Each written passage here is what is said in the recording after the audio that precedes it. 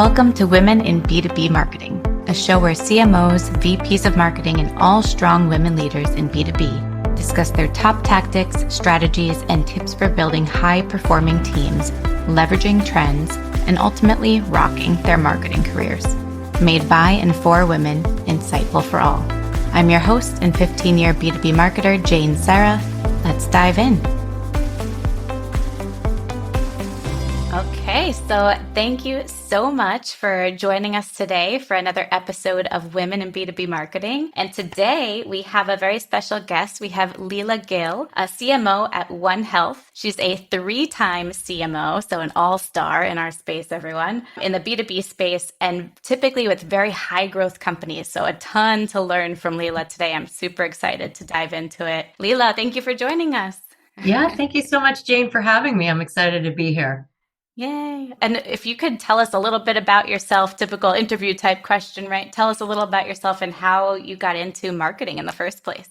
Okay. I started my career as an engineer early and worked in a large enterprise company that was $2 billion and more, and realized I was kind of in the back end of the business, as we said back then. And I really enjoyed being in front of people, working with the sales team. And over my career, being an engineer for whatever it was, 5-7 years, I started towards marketing and product marketing, product management, and was given an opportunity to apply for a product management job, did that, fell in love with the idea of working on the front end of the business. And that's ultimately how I ended up getting into marketing. And then beyond that, I joined B2B companies. My whole history has been B2B for the most part. And beyond being an engineer that flipped into a marketing leader, I'm a mom, a mentor, a community builder, and I like to say a sports enthusiast. Love that. I don't know if you ever look at our podcast art, our cover art right now, it has all of those other terms, because I feel like as women, really in any career, but women in marketing, we have so many hats that we wear. And often it includes mom and mentor and all of these other things. So thank you for mentioning that. You are a lot more than a CMO, for sure. Exactly. And that's really interesting that you started out behind the scenes, right? In product. It probably gives you such a solid perspective as you get into the messaging, because you really get what your product team is doing. And it must be great for collaboration too, and alignment amongst the teams. Absolutely. And in fact, I found that my foundation as being an engineer sort of helps me build respect with not only the product teams, but with the technical teams. I tend to really speak their lingo. Yeah, well, at least I can understand the technology behind it and have a conversation with them that's somewhat intelligent. And I geek out a little bit. Sometimes I go back to my engineering roots and I start to geek out on all these terms, and I go really deep with them, and we have a lot of fun. Yeah. So you can get nitty gritty with all of the details and then take it back up to have it match your audience and what they'd be able to understand and grasp, right? Yeah. Mm-hmm. Exactly. I love that. One thing that we were talking about in a previous conversation, chatting and prepping for this call, is the process when you first join a company and important things to put in place in those first 30, 60, 90 and more days, especially around KPIs. So can you tell us a little bit about what's been successful for you as you started at new companies, what set you up for success in the very beginning, and what's most important to keep in mind for anyone starting a new job out there? Yeah, so I'd like to speak to the growth market in particular, because when you're jumping into a company that's trying to really accelerate its growth at the beginning of its life cycle, you're asked to start doing things right away. Like, people just panic and like, we need to do events and we need to do more webinars and whatever is the flavor of the day, more advertising. And it's really important to step back if you're coming in as a leader in these companies, to audit where the company is today and make the time to do that. And I would say that primarily the first 30 days of a 30, 60, 90 should be around really understanding where the company is, starting that audit process. And I like to start big picture with customers first, of course. Who are our customers? Are they talking about us? The segments within those customer cohorts. What are the metrics around those customers? Deal velocity, pipeline gen.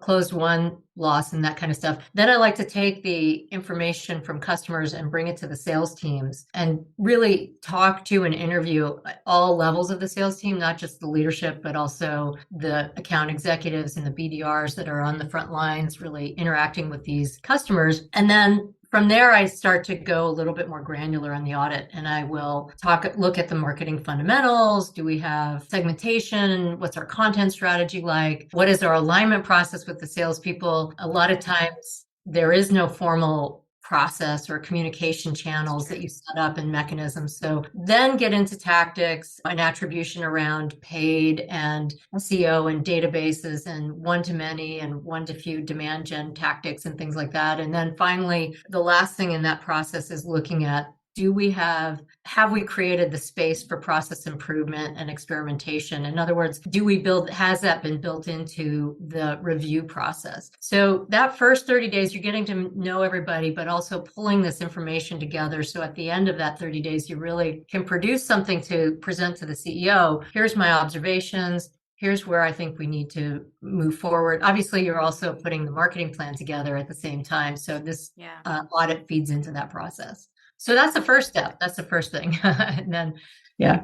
Yeah. How did you come to that sort of setup? Have there been any fun or not so fun, what do we call them? Just, I guess, lessons learned along the way of experiencing something that went wrong or went awry during the first onboarding few months? I think it's a collective experience that I've gained over time. And I can say that personally, it's just so easy for leaders, especially the sales team, to want you to produce for them right away. Right away. Yep. So, for example, and I'm not naming companies here, but I joined one company, and 3 weeks from the day I started, we had a big event, and nobody had been really. I mean, they had somebody planning it, but they just had to really dig in and really create something from nothing on that event. And spent 3 weeks just working on the event to pull together the VIP events, to make sure the invite list was correct, that we were going after the right ICP, and didn't have the time to really pull back and spend auditing the company. And so what happens after you're there for 30 days or even 60 days is like, now you're part of the team. You should know it all, right? And you don't have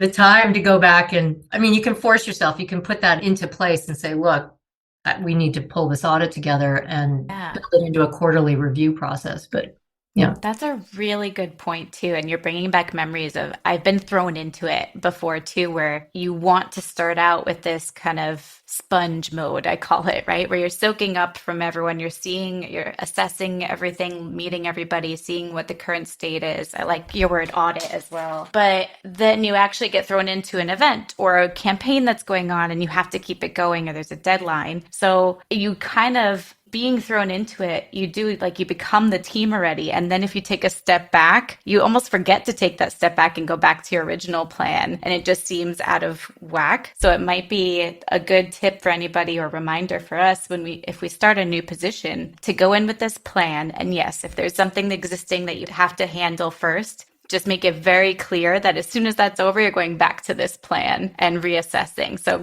doing what we can with this existing project, but then shifting gears to the original plan and getting back into sponge or audit mode. Yeah, and I think having the mindset, being intentional about this is really important. And when I say being intentional, I mean scheduling on your calendar. And there's a couple of ways you can schedule it. You can book 2 hours every afternoon for the first 30 days to do your audit, like literally put it on your calendar and think through that. Or you can pick one day out of the week and say, I'm going to go deep on Fridays, no meetings, don't book anything there, because you will be doing things. And so you have to, in growth companies, especially, parallel path and deliver at the same time that you're assessing. So it's a tricky balance, but you have to be, I think the big word there is being intentional about it and scheduling it. Mm-hmm. So true. And respecting your own time blocks and plans, right? Not letting existing projects override your plan. Meeting them in the middle, probably. Yeah. And this is when having somebody outside of the company be a sounding board for you can be very helpful as well if you need that extra support. So communities, there's lots of marketing communities out there. You can tell people, pair up with somebody and let them know I just am joining a new company. This is my 30, 60 day, 90-day program. Help me hold myself accountable to this Yeah. and use your community in that way as well. I love that. I actually just I'm very big into communities, so completely agree. And somebody in a community that I'm in just reached out or was actually just asking generally if anybody had any experience with a freemium model, right? So that as they were considering that as an option for their product and their company. So we had a whole call talking through how that works, the ups, the downs at my company, and just giving her advice. So I love that. Now I'm going to tap her brain for when I need help in certain areas too. So it's a great way to meet people and yeah, have that sounding board. Totally agree. Yeah, since COVID, since 2020, I think the emphasis on community and having that structure around you is really accelerated. There's so many communities now. It's almost, if you don't have a community built into your marketing playbook, it's what are you doing wrong, you know? So true. And it's Hmm. almost saturated, right? I think you and I were joking about how it's hard to keep track of all of the communities now. It's amazing, but you really have to pick like your top five that you're active in and keep it at that. Because once it starts getting beyond that Slack layer and you have to scroll, it's too much. It's difficult. It really is. And I would even narrow it down to two because five Yeah. can be really, but yeah, I agree with you. You Note gotta to be, self, I still like to narrow yeah, it down to two. yeah, exactly. Another thing, when you first come into a new space, a new company, a really big thing to keep in mind is leadership, right? And your presence at the company. What method or strategy do you have in coming into a new team, with your new team, the marketing side, and also all of the teams you collaborate with?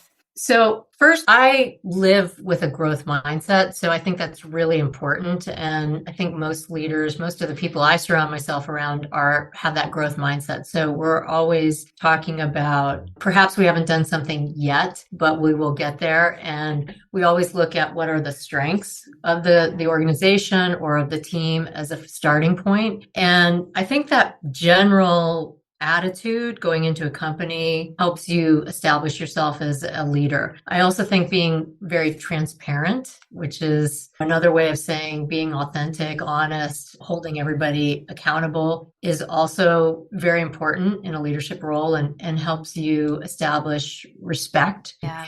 And then just having a fun attitude. You have to make the time, even though it's so often you feel like you are being thrown into the fire, but you have to make the time to just step back and connect with people on a one-to-one basis, learn about their family, learn about what their goals are. And Yeah.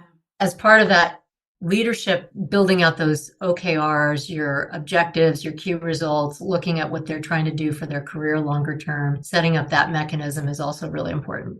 So true. The human side of things, just making sure you Yes. connect with your team. Yeah. And your peers and your colleagues. So not just your team, but your counterparts, your boss, the CEO, understanding who he is or she is and what do they like to do, what's outside of work, and just connecting, as you said, on the human side is really important. But then establishing effective modes of communication Yeah. with those stakeholders and with your team is also really important. Yeah, you're making me think of something too. I know something I struggle with. We're all busy, right? Everyone, that word is overused. So busy all the time. Our calendars are packed. So I always want to connect with my team, my colleagues on a personal level. But as I do, maybe this is just me. As I do often, I get this feeling of anxiety that there's so much we need to talk through and our time is almost up on this call. And I'm trying to find the balance of connecting on a personal level and then shifting gears naturally into getting on topic for the agenda. And it's funny because I almost wish we could schedule two separate meetings, one just to chat, and then maybe that's the answer, and one to talk business. Because both are so important to me and I think they should be for everyone, but it's so hard when we're all so busy to get both done.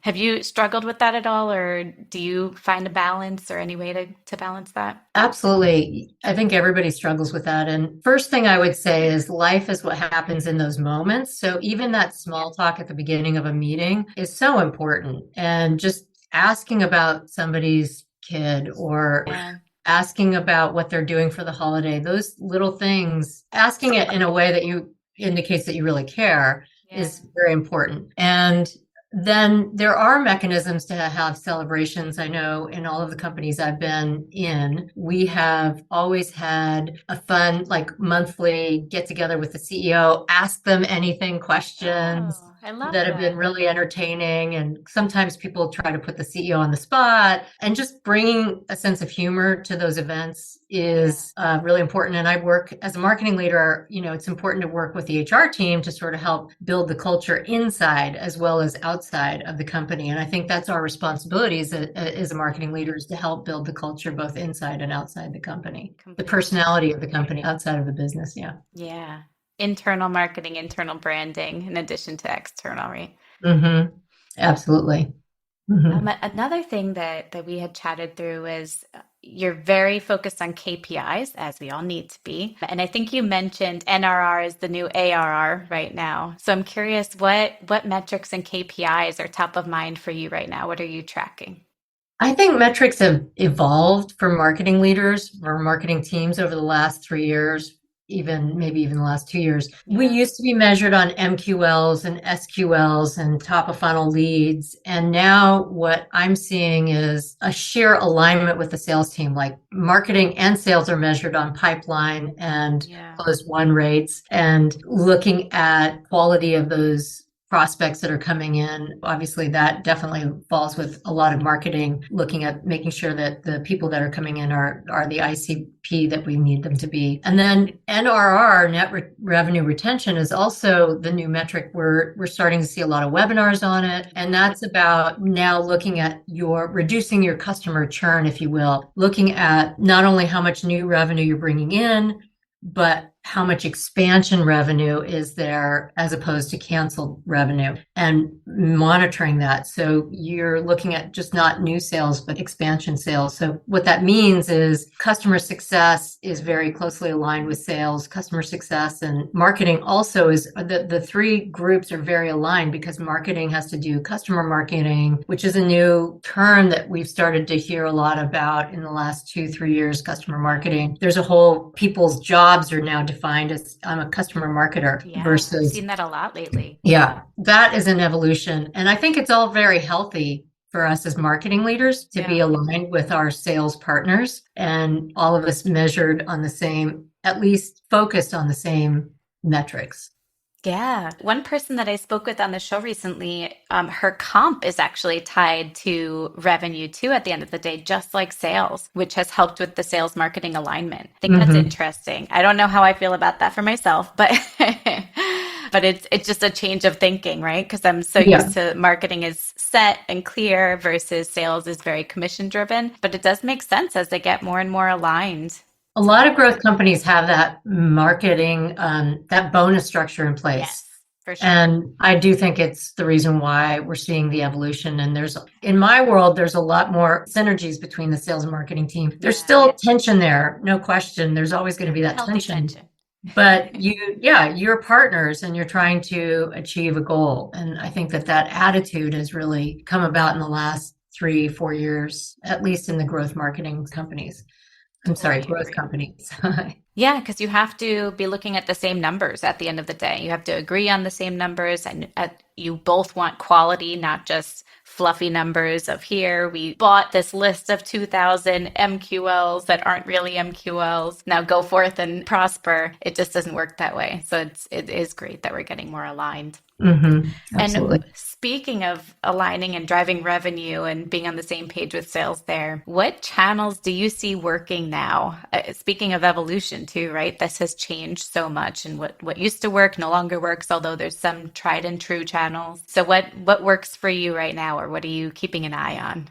Yeah, so the buyer journey, especially in B2B sales, has changed dramatically. It's very non-linear. It used to be leads, go to MQLs, go to SQLs, and now 70% of buyers do their own research, Hmm. and they know all about your product before they even come to the salesperson, right? And Yeah. the other thing you see is the buying committee is getting bigger and bigger. So the channels have really evolved because people are doing their own homework. So they are talking to their peers. They're looking at influencers or brand ambassadors and talking to those people instead of the salesperson. So the role of the salesperson has evolved quite a bit, which we could talk about from a marketing perspective if we have a little bit of time. As far as channels go, I think social media is clearly a very popular not new, but it's becoming the norm, right? LinkedIn is now the new email channel. Essentially, everybody's trying to reach you on LinkedIn and get a meeting with you based on LinkedIn. And I think that paid advertising is still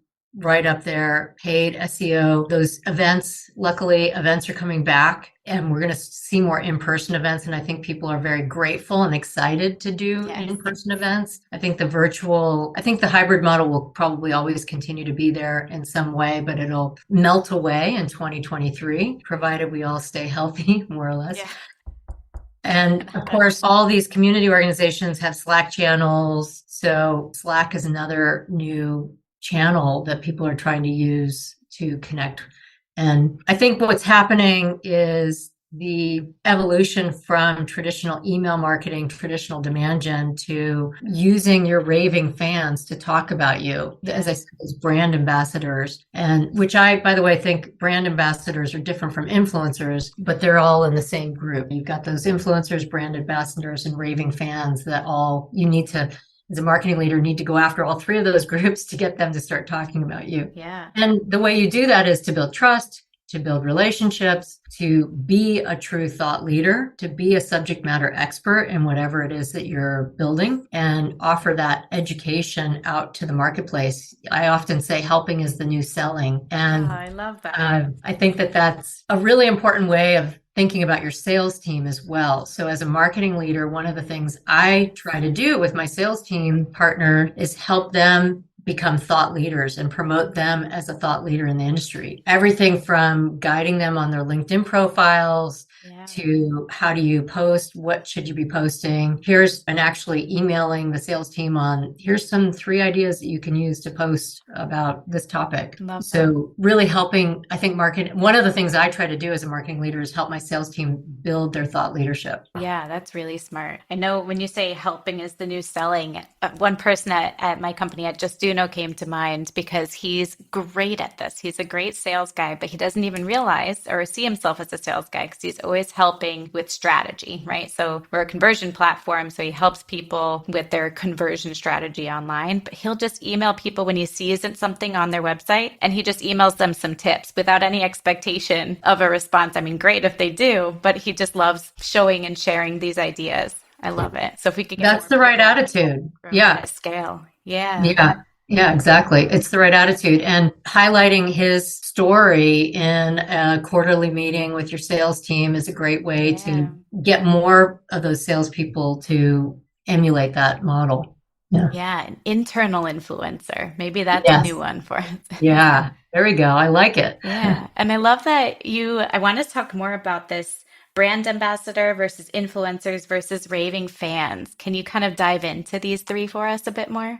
So the way I see influencers, I classify them as people you pay, essentially. And we all know that analysts, for example, say they're not pay to play, but ultimately there is that element there, right? And so I see influencers as people that you build rapport with. Maybe you have a product advisory committee or something like that, that is where you have some key influencers. Maybe they're getting stock, maybe they're getting some money for what they're doing to help your business, right? So to me, influencers get paid essentially. And brand ambassadors also get rewards, but they're people that are closer to the company, people that may not have, 1 million followers, maybe they have 5,000 followers or something like that, but they really know the company, they love the product, and then they are people that will look to go to a conference maybe and talk about your company there at a conference. And they're not looking for monetary or stock as a payment. They're happy to be rewarded with gift certificates or swag or things like that. And raving fans are just people that love you and will talk about you with not very much monetary or incentives. They just really love the product. They're a true believer. They're the best influencers you can get. And as a marketing leader, what I want to try to do is find those raving fans and those brand ambassadors. As a scrappy marketing leader, somebody that's trying to get more out of a small amount. Yeah. I'm trying to find those brand ambassadors and raving fans to talk about us and help promote them as thought leaders out in the marketplace. Maybe get them a conference gig to speak at a conference, do a roundtable. Oh, that's genius. Yeah. Because Yeah. it's engaging them on a different level, right? Elevating them. And then in return for their love that they're spreading about your company or brand, you're helping them perform their personal brand and get out there more as well. So you're helping each other. That's really smart. I like that.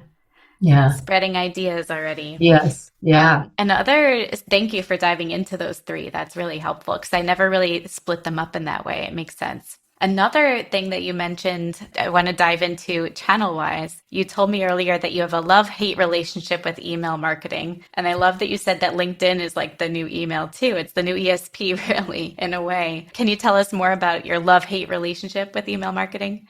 Yeah. So nobody wants to spam or over email their prospects. It's just nobody wants to do that. We don't, and yet it's really hard not to add that into your go-to-market, your mix of techniques that you use. And it's just, that's why I have that love-hate relationship with it, because I don't want my companies to be seen as spammy or over emailing people. So what a technique you can use to get to move away from that is doing more educational newsletters, more newsletters.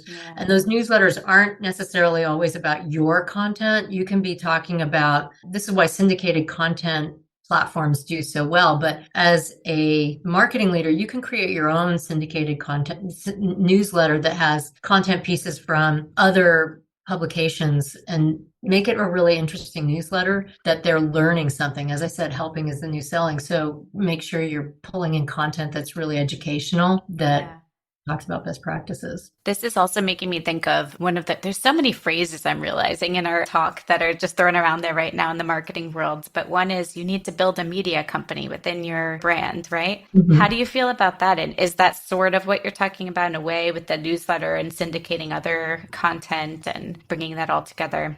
Yeah, actually, that's a great way of thinking about it. I like the idea. So to me, when you talk about media companies, you're talking about news, you're talking about mechanisms for producing that information out to the world. So video is a big piece of what I would say is a component of that as well.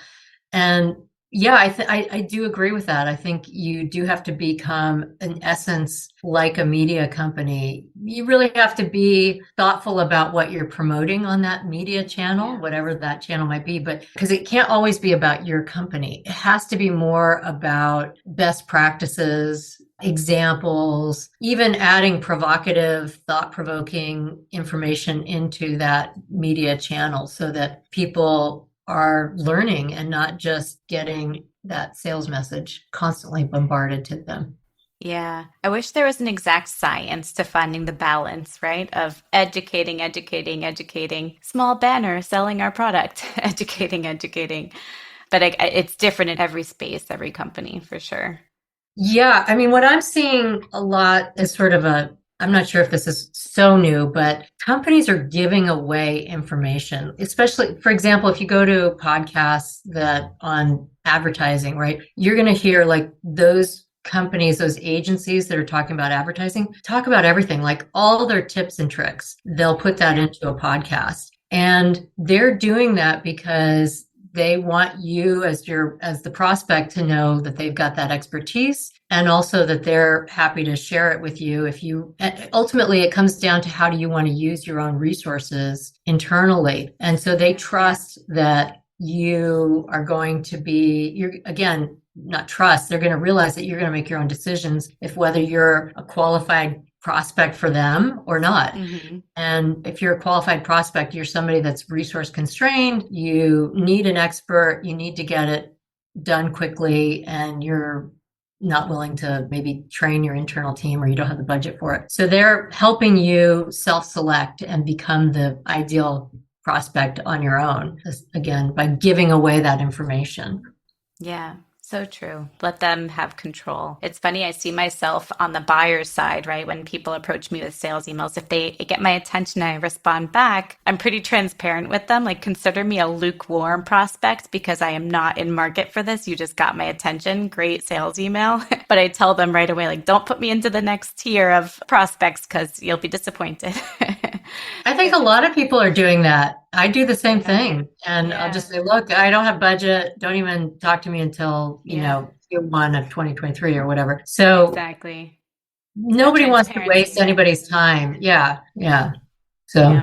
Well, as we head into 2023 and beyond, what do you see changing in marketing? We know so much has evolved, as you mentioned, over the last few years. What do you see happening in the next few years coming ahead, starting next year? I think the use of AI is going to become more and more prominent Mm, in marketing. I mean, conversational AI was introduced a number of years, but I think it's really become almost a norm, a standard. The use of chatbots. I was in a webinar the other day that where the company I was listening to was saying that they had answered 125 million questions with their chatbot in that wow. year and Wow. no human interaction whatsoever. So I think the smart AI technologies, the ML based technologies are going to be more and more useful. Yeah. Obviously, we've got Google taking cookies away. So there's that whole transformation that's going to happen that everybody's getting ready for now. So that's another thing Yeah. that's in 2023. Actually happening now, right? Yeah. After Yeah. years of talk. Crazy. Yeah. Things And look, it's been happening. Mozilla yeah. moved away from the cookies a long time ago, but we have to face it as marketing leaders. Yeah. That we're gonna have to do Workarounds. first party data. We're gonna have to collect our own. And again, it gets back into providing value so that they're willing to give you their email or their contact information. Yeah. Value and trust, right? So Value hearing and trust, value. keywords for us, yeah, and marketing. Hmm. Yeah. And as a sign off, I know you have to hop off. I want to respect your time. Sorry, we're going over a little bit. What are your two recommendations that you would offer to women getting into the B2B marketing today? So one of the things I like to say is that I heard from, I don't know where I heard this, but it really resonates with me, which is as a woman in marketing, don't ask for feedback, ask for advice. Because when you ask for feedback, you're building critics, but when you ask for advice, you're building allies. And I think when I heard that, I was like, that is spot on. So that would be advice Yeah. number one, I would say to any person, female or otherwise. But Yeah. the second would be get a rock star mentor. Go find somebody that you really look up to and try to see if there's a two-way street there where you can help them and they can help you. I think Yeah. having a really amazing mentor can help you in your long-term goals. Just Totally. not just personally, not just work wise, but also just in life wise. So go find a Yeah. mentor. Mhm. Leela, are you available as a mentor to any of our listeners? Absolutely. Yeah, I love mentoring. As I said, I was a mom Wonderful. mentor community builder. So love to Yeah. mentor and do so through a lot of the communities I'm part of. And anybody can reach out to me. And I'm on LinkedIn. You can find me. I think I'm the only one with Leela Gill out there. So they can connect with me there and we can chat. Perfect. That was exactly what I was going to say next is where everyone can find you. So LinkedIn is the best method, right? Yes. Leela Yeah. Gill. I'll put her link in our show notes, everyone, so you can quickly link to it. But thank you so much, Leela, for your time today. You've shared so many things. I've written a ton down that I'll also put in show notes for everybody as takeaways. So thank you so much for your time. And thank you, everyone, for listening. We'll see you next time. You'll hear us next time on Women in B2B Marketing. Like, follow, subscribe, etc. Share the love. Thank you, everybody. Have a good day. Thanks, Jane. Bye bye. Thanks, Leila.